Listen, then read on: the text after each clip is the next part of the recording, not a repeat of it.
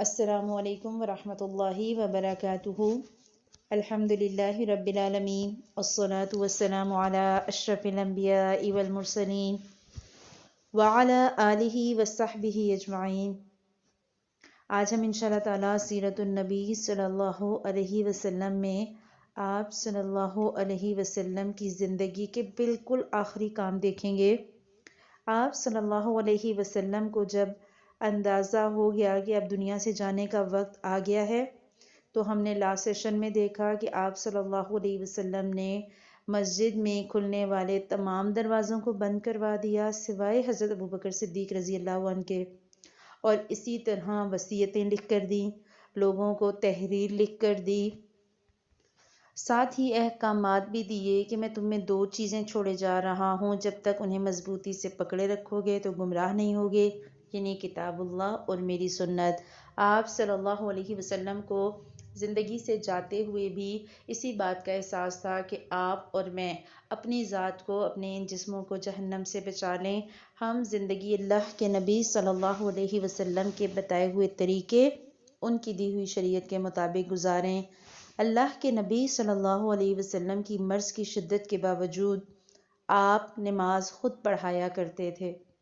اب سوچیں کہ امام تھے نا، تو نبی بھی تھے، امامت کا فرض نبھا رہے تھے، اور جیسے ہم نے لاسٹ سیشن میں بات کی کہ آخری وقت تک حتی الامکان کوشش یہ کرنی ہے کہ ہم اپنی ذمہ داریاں خود اٹھائیں، ہم اپنے کام جب تک کر سکیں خود کریں۔ آپ صلی اللہ علیہ وسلم بھی ایسے ہی کرتے رہے، لیکن جمعرات کو جب عشاء کا وقت ہوا تو آپ نے لگن میں غسل فرمایا تاکہ مرض میں تخفیف ہو جائے۔ تخفیف کہتے ہیں کمی کو۔ پھر جب نماز کے لیے اٹھنے لگے تو غشی طاری ہو گئی، پھر افاقہ ہوا تو دوبارہ غسل فرمایا، اٹھنے لگے تو پھر غشی طاری ہو گئی، پھر تیسری مرتبہ غسل فرمایا، لیکن پھر اٹھنے لگے تو پھر غشی طاری ہو گئی۔ آخر آپ صلی اللہ علیہ وسلم نے ابوبکر صدیق رضی اللہ عنہ کو کہلا بھیجا کہ وہ لوگوں کو نماز پڑھائیں۔ اللہ کے نبی صلی اللہ علیہ وسلم کی زندگی میں حضرت ابوبکر صدیق رضی اللہ عنہ وہ واحد شخص ہیں جنہوں نے امامت کرائی اور لوگوں کو نماز پڑھائی۔ آپ صلی اللہ علیہ وسلم کی حیات مبارکہ میں ابوبکر صدیق رضی اللہ عنہ کی پڑھائی کی نمازوں کی کل تعداد 17 ہے۔ کتنی ہو گئی؟ 5 ایک دن کی نمازیں، 5 دوسرے دن کی، 5 تیسرے دن کی، 15 اور 2 اور نمازیں۔ ہفتہ یا اتوار کو اللہ کے نبی صلی اللہ علیہ وسلم نے کچھ افاقہ محسوس کیا، لہٰذا 2 آدمیوں کے درمیان ظہر کی نماز کے لیے تشریف لائے۔ اس وقت ابوبکر صدیق رضی اللہ عنہ نماز پڑھا رہے تھے۔ آپ صلی اللہ علیہ وسلم کو ان کے بائیں بٹھا دیا گیا، چنانچہ اب حضرت ابوبکر صدیق اللہ کے نبی صلی اللہ علیہ وسلم کی اقتداء کر رہے تھے، اور لوگ حضرت ابوبکر صدیق رضی اللہ عنہ کی اقتداء کر رہے تھے کہ وہی لوگوں کو تکبیر سنا رہے تھے۔ پھر اتوار کے دن اللہ کے نبی صلی اللہ علیہ وسلم نے اپنے غلام آزاد کر دیے۔ آپ کے پاس 7 دینار تھے، انہیں صدقہ کر دیا اور اپنے ہتھیار مسلمانوں کو ہبہ کر دیے۔ ہبہ کا مطلب ہوتا ہے گفٹ کر دینا، تحفے میں دے دینا۔ یہاں ذرا اللہ کے نبی صلی اللہ علیہ وسلم کے کل اثاثے پہ توجہ دیں۔ آپ صلی اللہ علیہ وسلم جنہیں دنیا کے تمام خزانوں کی کنجیاں دی گئیں، آپ صلی اللہ علیہ وسلم نے انہیں پسند نہیں کیا۔ آپ صلی اللہ علیہ وسلم زندگی ختم کر کے دنیا سے رخصت ہو رہے ہیں، اور آپ کا اثاثہ 7 دینار تھا جو آپ نے صدقہ کر دیا، اپنے غلاموں کو آزاد کر دیا۔ ہم اگر اپنے آپ کو دیکھیں اور ہم اپنے گھروں میں موجود اپنے مالوں کو دیکھیں اور ہم دیکھیں کہ ہم کیا کرتے ہیں، ہمارے پاس اتنا کچھ ہوتا ہے اور اس کے باوجود شکر نہیں ہے۔ آج آپ اور میں اگر اپنے گھروں کو دیکھیں تو آج کل کے ہمارے معاشرے میں غریب سے غریب گھر میں بھی نہ کرتے بستر اور فریج اور ضرورت کی آلموسٹ ساری چیزیں ہوتی ہیں، اور اس کے باوجود بھی شکر کا کلمہ منہ سے نہیں نکلتا۔ تو الحمدللہ ثم الحمدللہ، اللہ تعالیٰ کا شکر ادا کریں۔ اور دوسری بات کہ اس بات کا بھی سمجھ رکھیں کہ اتنا ہی جمع کریں جتنا بعد میں حساب جس کا دینا آسان ہو۔ بہت سے لوگوں کو آپ نے دیکھا ہوگا کہ اکثر ایک بات کرتے ہیں کہ اور نہیں تو ایک چھت اپنی ہونی چاہیے، ایک چھوٹا سا اسے ایک گھر اپنا ہونا چاہیے، کرائے سے بچ جائیں. ٹھیک ہے، مہنگائی کرائے سے بچنا اچھی بات ہے، بٹ اللہ کے نبی صلی اللہ علیہ وسلم نے تو کوئی گھر نہیں چھوڑا، کوئی وراثت نہیں چھوڑی. اگر ہے آپ کے پاس اچھی بات ہے، اللہ تعالیٰ آپ کو دے. اگر کسی کے پاس نہیں ہے تو بار بار یہ مت کہیں کہ آپ جو ہے وہ اتنا ہونا چاہیے اور یہ کریں اور وہ کریں. جس کے پاس جو ہے وہ اسی پہ شکر کرے. اور اللہ کے نبی صلی اللہ علیہ وسلم کے گھر کا حال ہم دیکھ رہے ہیں کہ کیا ہے کہ آپ نے دن میں سارا کچھ صدقہ کر دیا. جب رات آئی تو اماں عائشہ نے اپنا چراغ ایک عورت کے پاس بھیجا اور کہلایا کہ اپنی کپی سے ہمارے چراغ میں گھی ٹپکا دو، یعنی تاکہ رات کو چراغ جل سکے. آپ صلی اللہ علیہ وسلم کی زرہ ایک یہودی کے پاس 3 سا یعنی تقریباً 75 کلو جو کے عوض رہن رکھی ہوئی تھی. یہ حال تھا ہمارے پیارے حبیب صلی اللہ علیہ وسلم کا. اور آج ہم افسوس اور دکھی کرتے ہیں تو اللہ تعالیٰ ہمیں شکر گزار بنائے. اللہ کے نبی صلی اللہ علیہ وسلم کی حیات مبارکہ کے آخری دن کو اب ہم پڑھنے لگے ہیں. سوموار کی صبح حضرت ابوبکر صدیق رضی اللہ عنہ نماز پڑھا رہے تھے کہ رسول اللہ صلی اللہ علیہ وسلم نے حضرت عائشہ رضی اللہ عنہا کے حجرے کا پردہ ہٹایا اور لوگوں کی طرف دیکھ کر مسکرائے. یعنی آپ صلی اللہ علیہ وسلم کو اپنے پیارے صحابہ کو نماز پڑھتے دیکھ کر خوشی محسوس ہوئی. اس پر حضرت ابوبکر صدیق رضی اللہ عنہ ایڑیوں کے بل پیچھے ہٹے اور سمجھا کہ آپ صلی اللہ علیہ وسلم نماز کے لیے تشریف لانا چاہتے ہیں. اور حضرت انس کہتے ہیں کہ رسول اللہ صلی اللہ علیہ وسلم کو دیکھ کر مسلمان اس قدر خوش ہوئے کہ چاہا کہ نماز ہی کے اندر فتنے میں پڑ جائیں. یعنی ان سارے مسلمانوں کا اللہ کے نبی صلی اللہ علیہ وسلم کے صحابہ کا دل چاہا کہ وہ نماز کو توڑ کر اور آپ صلی اللہ علیہ وسلم کی مزاج پرسی کریں. لیکن آپ صلی اللہ علیہ وسلم نے ہاتھ کے اشارے سے فرمایا کہ اپنی نماز پوری کر لو. پھر حجرے کے اندر تشریف لے گئے اور پردہ گرا لیا. اسی دن یا اسی ہفتے آپ صلی اللہ علیہ وسلم نے حضرت فاطمہ رضی اللہ عنہا کو بلایا اور کچھ سرگوشی کی. وہ رونے لگیں. پھر کچھ سرگوشی کی تو وہ مسکرانے لگیں. حضرت عائشہ رضی اللہ عنہ نے دریافت کیا تو وہ چھپا گئیں. لیکن جب اللہ کے نبی صلی اللہ علیہ وسلم کی وفات ہو گئی تو بتایا کہ آپ نے پہلی دفعہ یہ فرمایا تھا کہ آپ اپنے اسی مرض سے وفات پا جائیں گے، اس لیے وہ روئیں. ظاہر ہے والد تھے اور والد کی تکلیف یا ان کا دنیا سے جانا انسان سے برداشت نہیں ہوتا. دوسری دفعہ یہ فرمایا کہ آپ کے اہل و عیال میں سب سے پہلے وہی یعنی حضرت فاطمہ رضی اللہ عنہا آپ سے آ ملیں گی، اس لیے وہ مسکرانے لگیں یا ہنسنے لگیں. یعنی اللہ کے نبی صلی اللہ علیہ وسلم نے انہیں یہ بشارت دی تھی کہ مرنے کے بعد تمہاری ملاقات مجھ سے سب سے پہلے ہوگی، اور یہ بھی بشارت دی کہ آپ ساری خواتین عالم کی سیدہ ہیں، یعنی آپ سب کی سردار ہیں. دوسری طرف حضرت فاطمہ رضی اللہ عنہا نے اللہ کے نبی صلی اللہ علیہ وسلم پر کرب کی شدت دیکھی تو بے ساختہ پکاریں، ہائے ابا جان کی تکلیف. والد تکلیف میں ہونا تو انسان میں برداشت نہیں ہوتی، یہ بات انسان واقعی میں برداشت نہیں کر سکتا.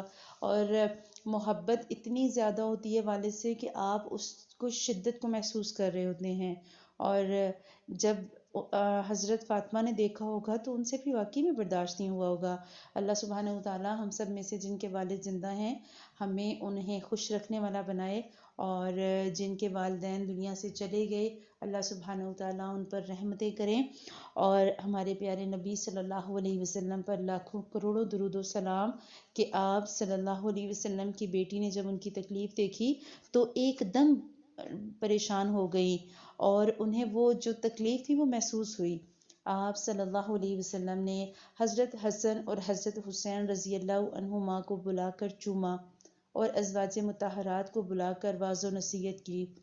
دوسری طرف لمحہ بلمحہ تکلیف بڑھتی جا رہی تھی اور اس زہر کا اثر بھی ظاہر ہونا شروع ہو گیا جو آپ صلی اللہ علیہ وسلم کو خیبر میں کھلایا گیا تھا. لہٰذا آپ صلی اللہ علیہ وسلم اس کے الم کی شدت محسوس کرنے لگے. آپ صلی اللہ علیہ وسلم نے چہرے پر ایک چادر ڈال رکھی تھی، جب سانس پھولنے لگتا تو چہرے سے ہٹا دیتے، اور اسی حالت میں آپ صلی اللہ علیہ وسلم نے فرمایا، یہود اور نصارہ پر اللہ کی لعنت انہوں نے اپنے انبیاء کی قبروں کو مساجد بنایا۔ مطلب مقصد کہنے کا یہ تھا کہ جو کام یہود و نصارہ نے کیے وہ تم نے نہیں کرنے۔ اور پھر فرمایا سرزمین عرب میں 2 دین نہ باقی رہنے دیے جائیں۔ یعنی یہ اشارہ اور یہ آخری وصیت تھی جو آپ نے لوگوں سے کہی کہ یہاں سے یہود و نصارہ کو نکال دیا جائے اور عرب میں صرف دین اسلام ہی ہو۔ اس کے بعد آپ صلی اللہ علیہ وسلم نے کئی دفعہ ایک جملہ دہرایا۔ الفاظ کیا تھے؟ الصلاۃ، الصلاۃ، نماز، نماز، نماز، کہ نماز کی طرف توجہ دینا، نماز کا خیال رکھنا۔ آج ہم مسلمانوں کا کیا حال ہے؟ ہمیں اپنے نبی پاک صلی اللہ علیہ وسلم سے کتنی محبت ہے؟ سوالیہ نشان ہے آپ کے اور میرے لیے۔ کیا ہمیں اپنے پیارے نبی صلی اللہ علیہ وسلم سے اتنی محبت ہے کہ ہم آپ صلی اللہ علیہ وسلم کی بتائی ہوئی بات کو سمجھیں؟ آپ صلی اللہ علیہ وسلم کی بتائے ہوئے آخری الفاظ نماز، نماز، نماز، اور ہم اسی نماز کو چھوڑے بیٹھے ہیں۔ اور پھر فرمایا وَمَا مَلَكَتْ أَيْمَانُكُمْ، یعنی جو تمہارے زیر دست ہیں، لونڈی یا غلام یا بیویاں، ان کے ساتھ اچھا سلوک کرنا۔ آج ہمارے گھروں کا کیا حال ہے؟ آج ہمارے گھروں میں ملازمین کے ساتھ کیسا سلوک ہوتا ہے اور ہمارے گھروں میں عورتوں کے ساتھ کیسا سلوک ہوتا ہے؟ آپ اور میں، ہم بڑے بڑے دعوے کرتے ہیں، ہم لوگوں کے منہ سے سنتے ہیں، اور ہم عشق رسول کے اتنے دعوے دار ہونے کے باوجود 5 وقت کے نمازی نہیں ہیں۔ تو یہ سوچنے کا مقام ہے کہ ہمیں اپنی محبت کو عملاً ثابت کرنا ہے۔ اس کے بعد نزا کی حالت شروع ہو گئی۔ حضرت عائشہ رضی اللہ عنہ نے آپ کو اپنے سینے اور گلے کے درمیان سہارا دے کر ٹیک لیا۔ اسی دوران ان کے بھائی عبد الرحمن بن ابی بکر آئے۔ ان کے پاس کھجور کی تازہ شاخ کی مسواک تھی۔ آپ صلی اللہ علیہ وسلم کھجور کی شاخ کی طرف دیکھنے لگے، یعنی اشارہ سمجھ گئیں اما عائشہ کہ آپ چاہتے ہیں کہ آپ مسواک استعمال کریں۔ تو انہوں نے پوچھا تو آپ نے سر سے اشارہ کیا کہ ہاں۔ چنانچہ انہوں نے مسواک لے کر چبائی اور نرم کی۔ پھر آپ صلی اللہ علیہ وسلم نے اسے لے کر نہایت اچھی طرح مسواک کی۔ آپ کے سامنے کٹورے میں پانی تھا۔ آپ پانی میں دونوں ہاتھ ڈال کر چہرہ پونچھتے جاتے اور فرماتے جاتے لا الہ الا اللہ ان للموت سکرات، اللہ کے سوا کوئی معبود نہیں اور موت کے لیے سختیاں ہیں۔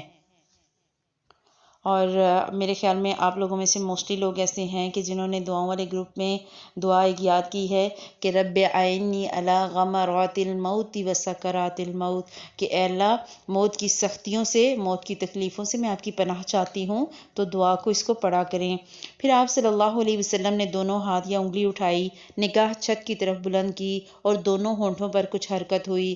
حضرت عائشہ رضی اللہ عنہا نے کان لگایا تو آپ فرما رہے تھے ان انبیاء، صدیقین، شہداء اور صالحین کے ساتھ جنہیں تو نے انعام سے نوازا، اے اللہ مجھے بخش دے اور مجھ پر رحم فرما اور مجھے رفیق اعلیٰ میں پہنچا دے، اے اللہ، اے رفیق اعلیٰ۔ اور آخری فقرہ 3 مرتبہ دہرایا اور روح پرواز کر گئی، ہاتھ جھک گیا اور آپ صلی اللہ علیہ وسلم رفیق اعلیٰ سے جا ملے۔ یہ سوموار ربیع الاول کی 12 تاریخ تھی اور ہجرت کا 11واں سال تھا۔ اس وقت آپ کی عمر 63 سال پوری ہو چکی تھی۔ انا للہ و انا الیہ راجعون۔